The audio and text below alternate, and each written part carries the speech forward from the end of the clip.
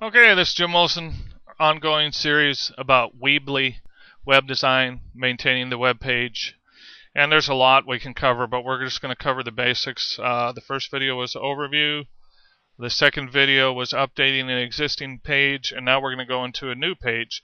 So I'm going to go, and remember you can do this at any computer. I'm going to log in, and you click login up there, hit tab. If you have it, remember your password, then just hit enter. And then we go to edit the page of our concern. And up here on the top we have our tabs. We're going to go to pages. Now, in the first training video, I created a test page, and let's find that real quick. I think I put it under WTGR pages. Right there, test 1, 2, 3. Okay, well, let's delete that. It's real easy. Just delete. Yes, delete page. Okay. Now, notice another page is loaded, so be careful what you do here. If I were just to type in a new name here, I would mess up the search page. So when you create a page, you want to hit add page, and then test 1, 2, 3, 4 this time. Okay. Save settings. Now, it bumps you out. I don't like that part of Weebly, but that's the way it is. So I go pages. There it is there. Now, I could hit edit here and edit this page directly, but before we do that, because it messes up our menu system, I'm going to drag it up here and put it below our search under the WTGR page category. Hit save settings. Okay. Now, it bumped us out again. Anyways, let's go back to pages. So we got test 1, 2, 3. We click on it. We can hit edit page here to get to it. Another way to do it is to go whatever category you put it under. You can click it this way and get there also, even when you're on the edit screen. Now this is a blank page, and we're 2 minutes in, and we just finally got to the page. How do I know? Well, that's how I know. Okay. What I like to do is have a title for each page shown. Some people don't do this. This is the way I do it. So the way I do it is the way I'm going to show you. So I drag the title down, title text, type it in.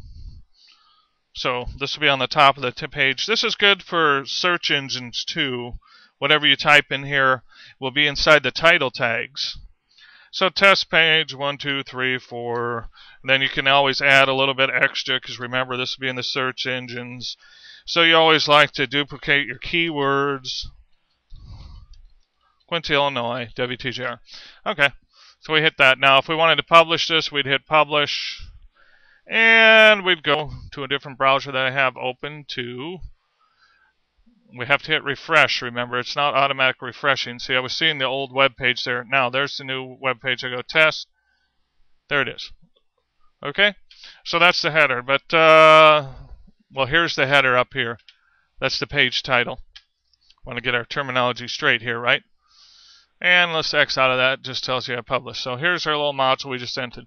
The next thing I like to do is I like to have 2 columns. So I just drag and drop. Now look at, oops, it messed me up. Well, that's no problem, because you can just push it. Now, see, I can put this title inside those, but I don't want to. I want to push it to the top again. There you go.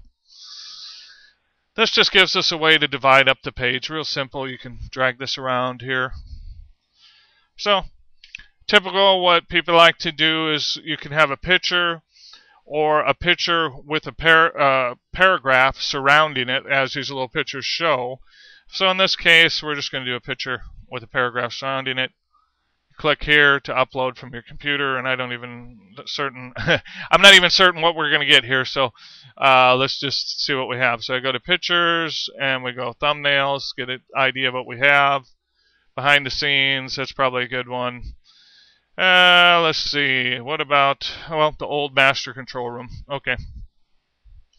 So it uploads. See it down in the corner. It has to do a virus scan. Now we have the uploaded picture. You can size it. You can also hit here and get rid of the border up top. None. See? You can add a border, thin border, thick border. You can position it to the right or left. This is so your text wraps around it. You get the idea. And you can also add a caption, WTJR Master Control. Save. And then you type in your text here, old control room. Well, it's still the new control room, but it's had some updates. It's a rejuvenated control room, and that's not the picture. Anyways, you can do stuff with the text like make it bold. And you can make it a link. Let's say you wanted a link to a different page. We'll show that real quick. See, I've got it highlighted. I hit this link here. Let's say I wanted to link to, I could link to files that I've uploaded. I could link to an external website. And if I did, I could click this to have the external website open in a new window. Or I could link to my pages. This is what I like about Weebly. I can link to my pages. So let's say we want them to go to the About page. You know, just as a demo here. So when they click on that link, it's going to go to the About page. Now over here, you can add other items. You can add more, you know, if you wanted to, you put a paragraph over there. You could type stuff in over there, see? And you could put a picture over there. This is using 2-column layout.